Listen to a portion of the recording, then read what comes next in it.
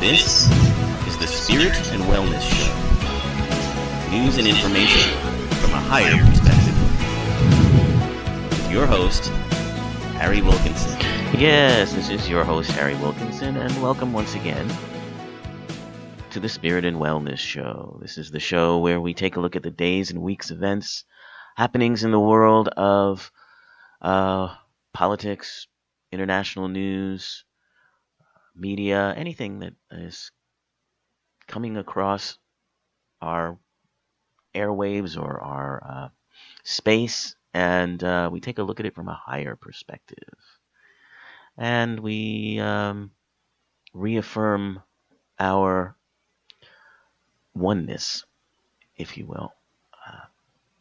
And the show, we also talk about wellness techniques and things we can do to keep ourselves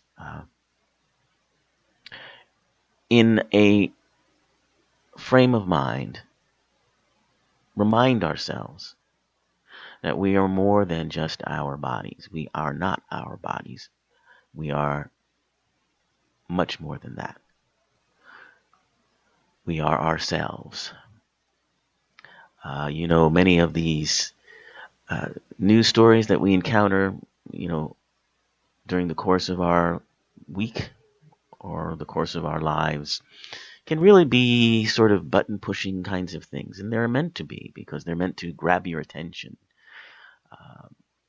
Ever since, late 80s, early 90s, where there was a shift in how news media and news coverage and network news divisions approached the news. Ever since that time, the news business has been in the business of ratings. Before that time, news broadcasts weren't particularly concerned so much with ratings because they didn't have to be.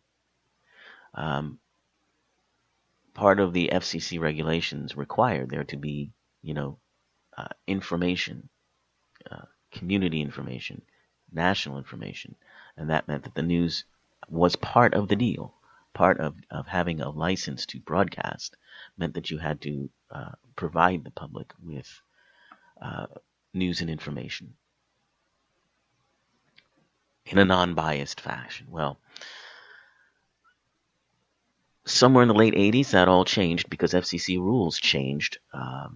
And so while there is still a certain requirement to provide public service information, it's much less stringent than it was. So that's why you might see a public service announcement, on at 2 a.m. or something like that. But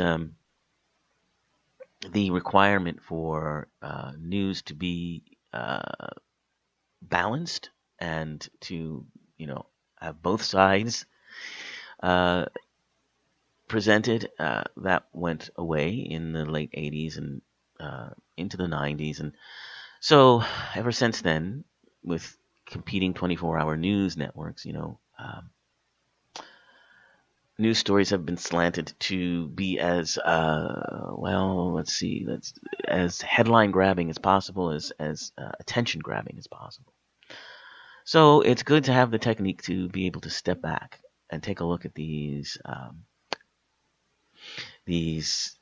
stories that we are creating, because we're the ones that are creating them. And then we look within, we take the energy from them, and we reconnect to who and what we really are. So that's what this show is all about. And those of you who have listened before understand what I mean. And hopefully, if you're new to the broadcast, you'll start to catch on as we go on about our business. Today's episode is going to be somewhat of a different one. We are going to discuss certainly some topics, but I was unable to, in the past 2 episodes, really talk about the passing of a man whose work is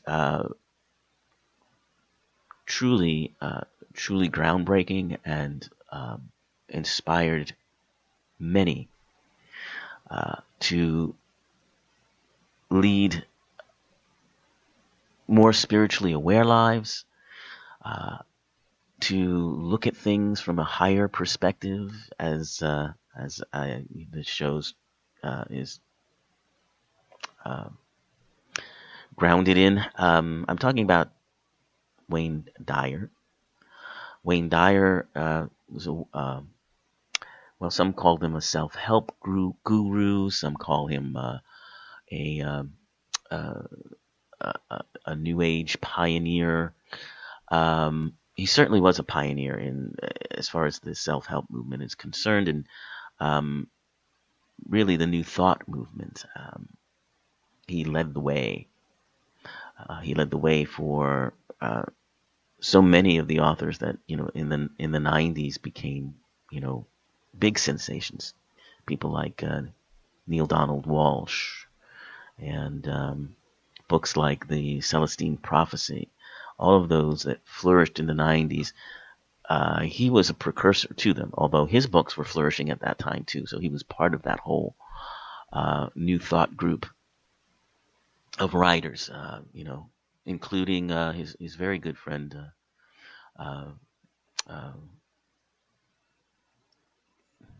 I'm sorry, I'm blanking on the names right now, but we'll get back to it. In any case, we're going to do a tribute to him. We're going to look at some of his works and writings, talk about his life. If you've never read anything by him or seen any of his presentations on PBS, where he was very popular, then I encourage you to do so, and I think that you will find a wealth of good inspiration and wisdom and guidance.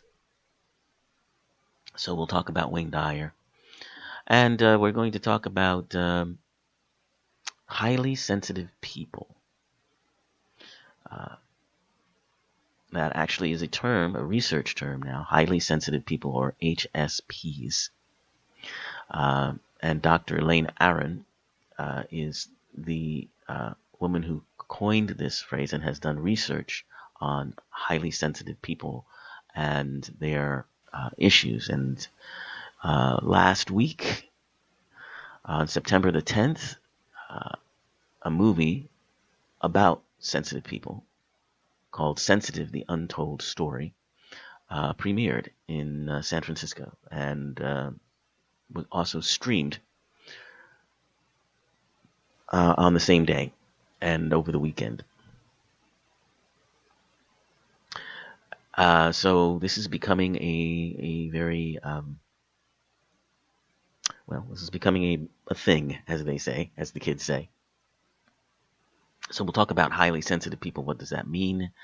And Dr. Aron's book and all of that stuff. But first, I want to talk about we're talking about transition eras that we're living through. That's been a theme through all of the episodes that I've been doing lately. And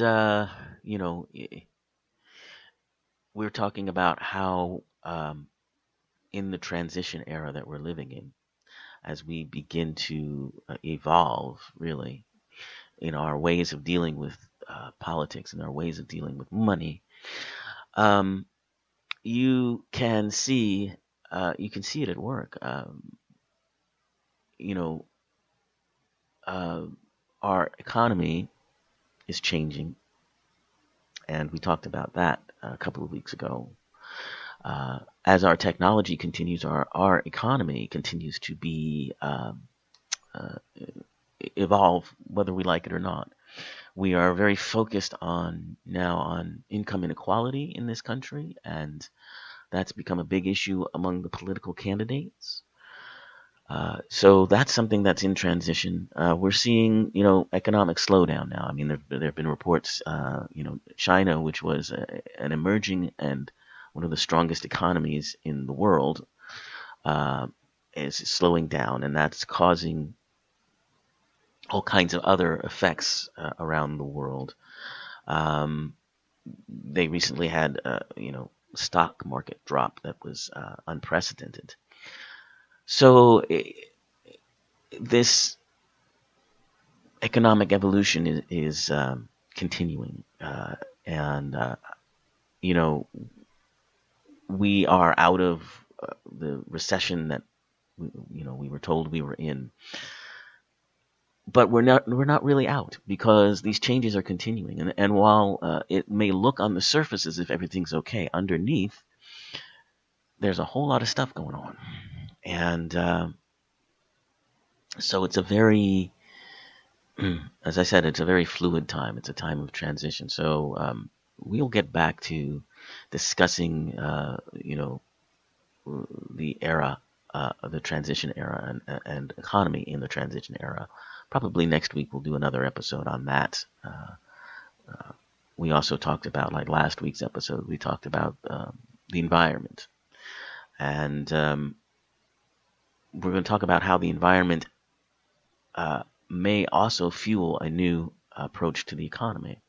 We discussed that before, but I want to get a little deeper into it. But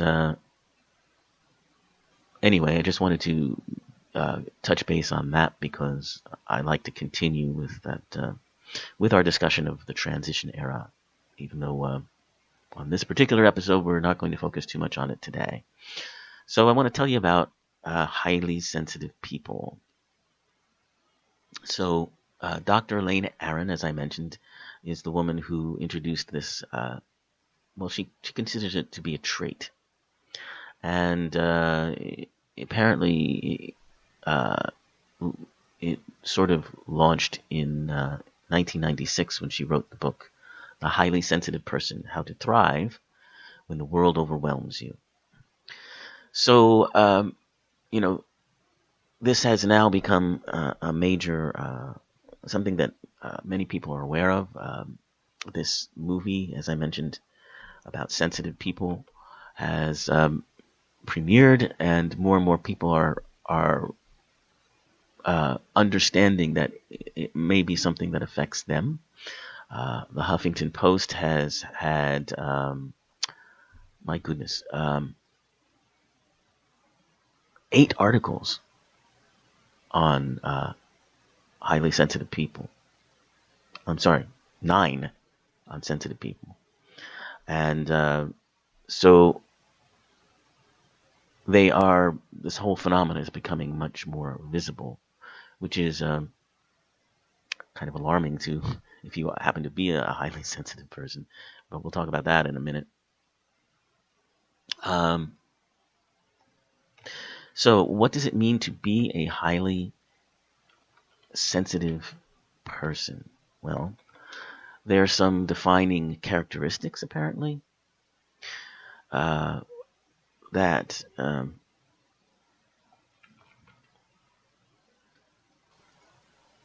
these people who have this trait seem to, they seem to grapple with. And I say grapple because they can be quite difficult.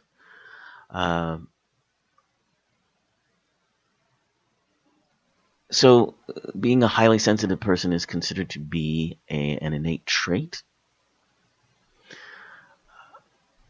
And actually Carl Jung coined a term called innate sensitiveness. And that's where this comes from.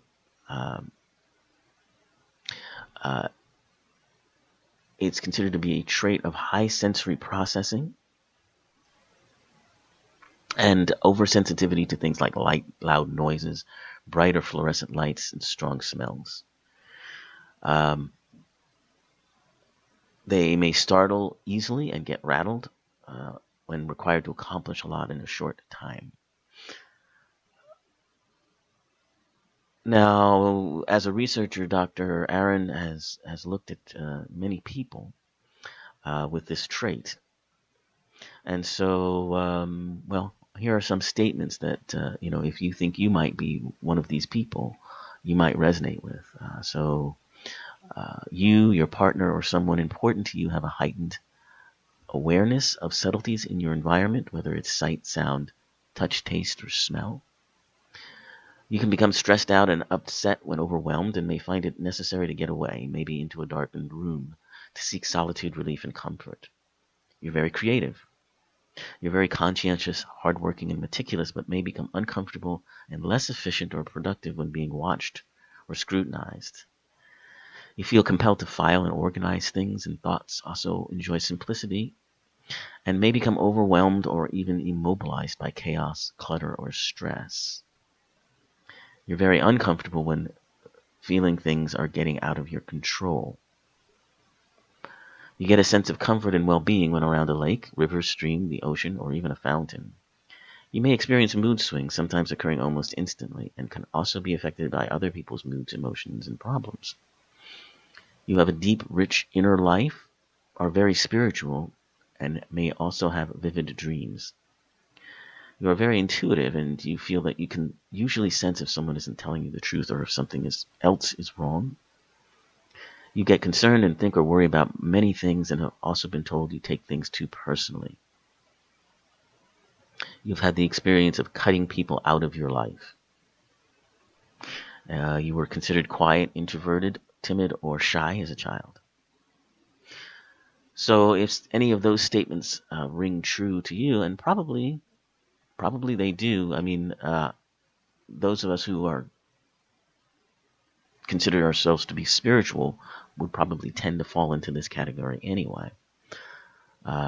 So you might want to look up that book, Highly Sensitive People. And you also might want to check out the website, hsperson.com. hsperson.com. It's all about the highly sensitive person, and it's Dr. Elaine Aron's website. And she has a blog about things that, pertain to people who have this trait. I'm particularly liking this blog that she posted a few months ago, back in March, about emotional regulation. Because if there's one thing that I personally have a tough time with, it's that kind of emotional regulation and overstimulation, and that is the biggest problem I think I have. And as she puts in her blog, she says, if we HSPs have a problem, we all agree it's overstimulation. But I realize that emotion and empathy, the E in depth of processing, overstimulation, emotionally responsive, empathy, and sensitive to subtle. She uses the acronym DOES. D stands for depth of processing. O stands for overstimulation. E stands for emotionally responsive / empathy. And sensitive to subtle, and that's what S stands for. So sensitive to subtle changes. So emotion and empathy, she's saying, may be a bigger issue for HSPs, for better and for worse. She says, we feel so intensely. It's part of why we process everything very deeply. We are more motivated to think about things by our stronger feelings of curiosity, fear, joy, anger, or whatever. But this intensity can be overwhelming, especially when we have negative feelings. That's why we need to learn emotional regulation skills. It's a fancy term for something simple that we all do, which is to consciously or unconsciously influence what emotions we have, when we have them, and how we experience them. For instance, going for a walk, if you're in a bad mood, holding in a chuckle when you find something funny, but you're not in an appropriate place to laugh, things like that. Can we be more skillful at it? Always. But note that the definition of emotional regulation is that a great deal of it is unconscious. That means it was usually learned in childhood or under duress. So we kind of learned how to regulate our emotions on the fly, if you will. And HSPs, highly sensitive people, she says, tend to fail to use certain strategies.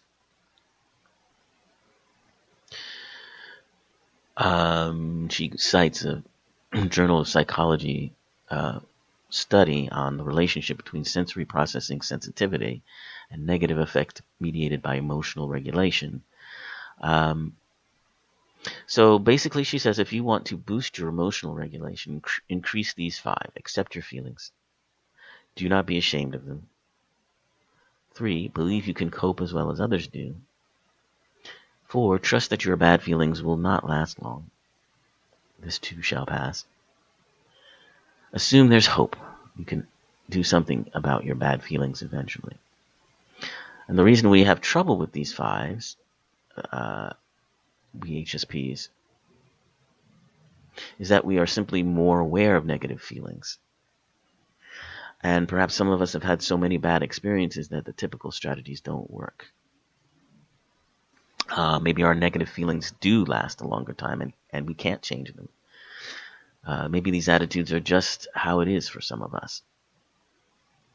This is not your fault, but there are things you can do. So perhaps just reading this will help make these attitudes more conscious and available for us to change. Bottom line is that emotional regulation can be learned. You can begin with self-help. Unless you are having suicidal thoughts, then you need help right away. Starting there at the extreme, one way to regulate emotions that we often forget is through medications. Well, I don't recommend that. But if it's extreme, then you might have to do that. Transcendental meditation is also something that could be used. A lot of rest.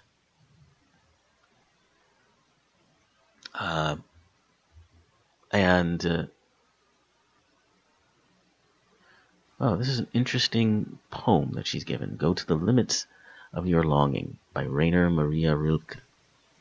God speaks to each of us as he makes us, then walks with us silently out of the night. These are the words we dimly hear. You, sent out beyond your recall, go to the limits of your longing. Embody me. Flare up like a flame and make big shadows I can move in. Let everything happen to you, beauty and terror. Just keep going. No feeling is final. Don't let yourself lose me. Nearby is the country they call life. You will know it by its seriousness. Give me your hand. Interesting. So I think we'll talk more about highly sensitive people in future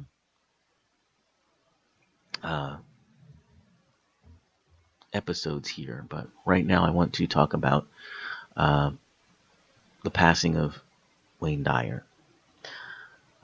So as I mentioned, if you've never heard of him, his first book was a bestseller from 1976 called Your Erroneous Zones, and is one of the best-selling books of all time, which is something I didn't know. Sold estimated 35 million copies. Of course, he continued to write books as he went on in his life. He had a very interesting life. He started as a high school guidance counselor and as a professor of counselor education at St. John's University. And then he established a private therapy practice after he, pursued an academic career. And he wrote this Your Erroneous Zones, and was a big hit. So he quit his teaching job and he began to tour, and he became a real big success in the late 70s, early 80s. And he began to do lectures and tours, and as I said, he really was a pioneer in the New Thought movement, really he emphasized self-actualization, which is the idea that within you have everything you need. And that self-actualization is a concept that comes from Abraham Maslow, and it's really the idea of sort of unlocking various parts of you, and by doing this, expressing your creativity, questing for spiritual enlightenment, pursuit of knowledge. And so once you're, basically the theory of that is once your basic human needs are met, a person can begin to achieve self-actualization. And that's the need to be fully alive and find meaning in life and fully engaged in life. So that's what he preached a lot. He was criticized by some who, for instance, your erroneous zones. He was accused of plagiarizing that from a psychotherapist named Albert Ellis, who came up with the rational emotive theory upon which erroneous zones seems to be based. But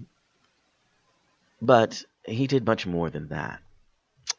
He began to really explore spiritual ideas. He was a very popular figure on PBS. He would often show up at on Pledge Week time because there was so much interest in him. PBS knew that he would bring big crowds, and that's what they wanted. So when they were trying to raise money. So he was often on PBS doing his lectures. And he passed away from a heart attack.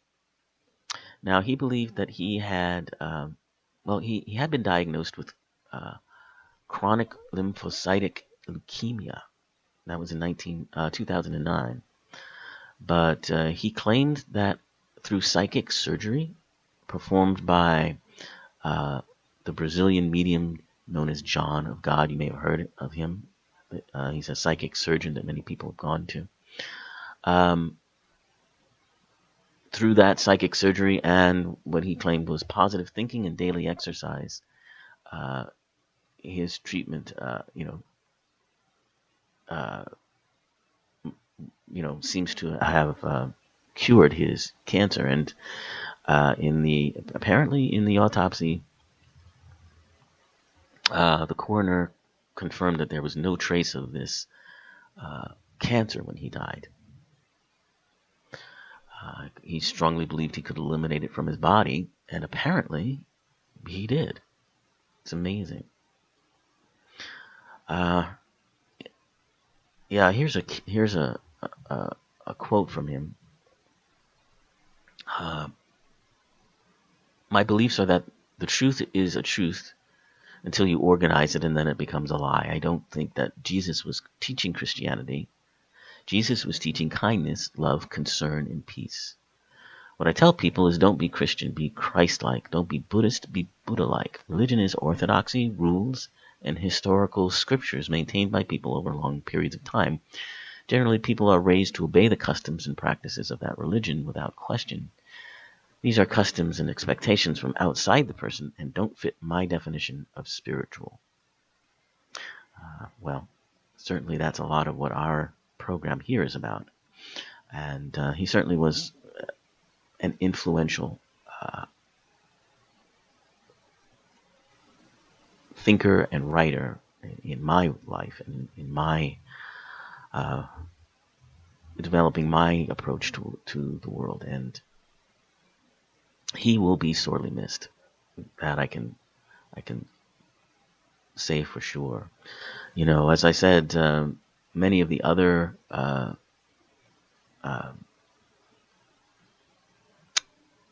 sort of new thought writers that came to being after him, owe him certainly a debt of gratitude.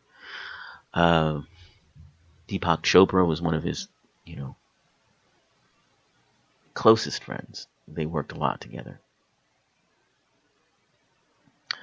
And they shared a lot of their spiritual beliefs. And as Deepak began to discover, quantum physics, and what quantum physics was showing about how our mind works,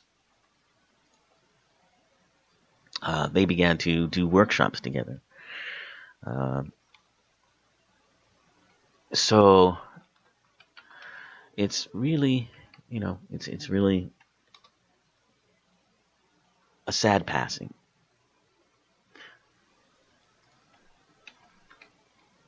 And I want to read something from Dr. Dyer's book. And I chose this book is from Wisdom of the Ages, A Modern Master Brings Eternal Truths into Everyday Life. And it's about grief. And I figured it would be something that not only fits with the meaning of this show, but something that he would want the people he survives to think about as we grieve his loss. And he starts with a quote from Rumi, who is a Persian mystical poet and Sufi saint, who we've quoted quite frequently on this show, and who he says writes about the pure love we can achieve beyond ego in the soul's divine longing and ecstasy of union with God. So here's the quote. I saw grief drinking a cup of sorrow and called out, "It tastes sweet, does it not?" "You've caught me," grief answered, "and you've ruined my business. How can I sell sorrow when you know it's a blessing?" Oh, how we love to grieve.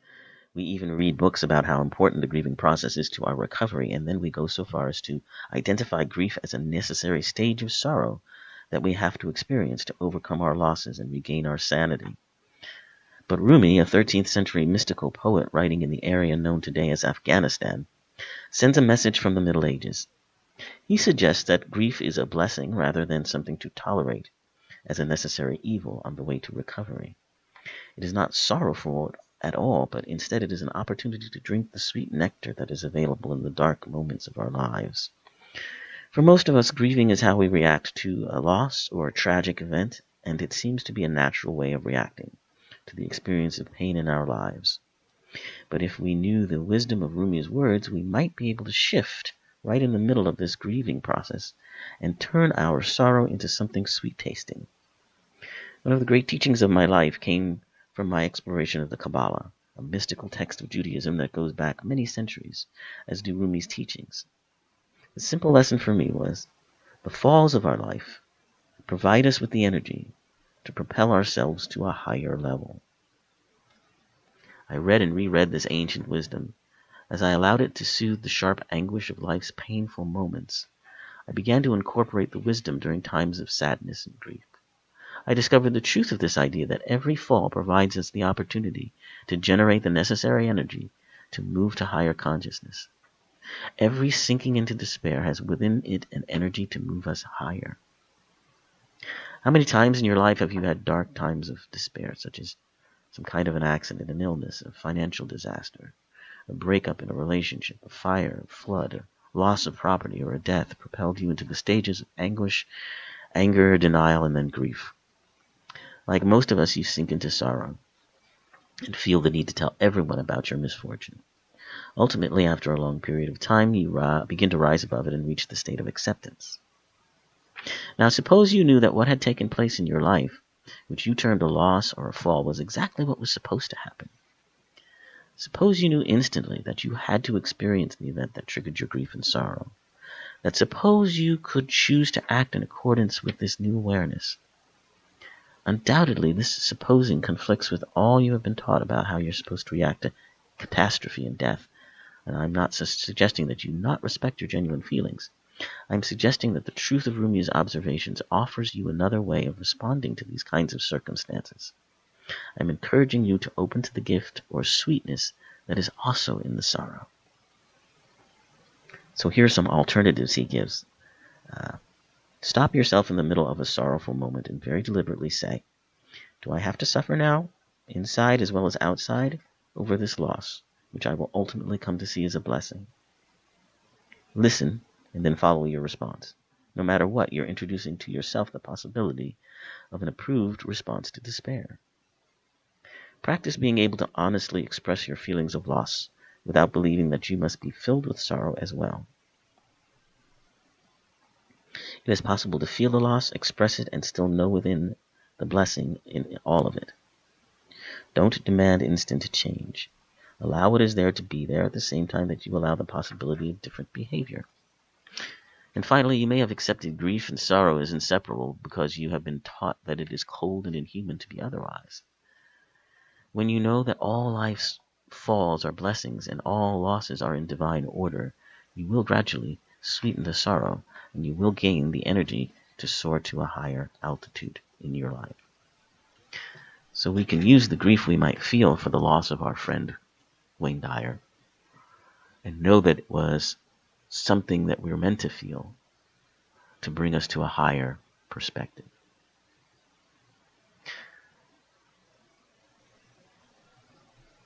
And that was what Wayne Dyer was all about. So we've gone a little bit over time here, but it was worth it. We'll continue. We'll do more quotes from Wayne all month long and into October, I think, because he was a really special intellect and a special mind. But until next time, keep that higher perspective in mind. Great day.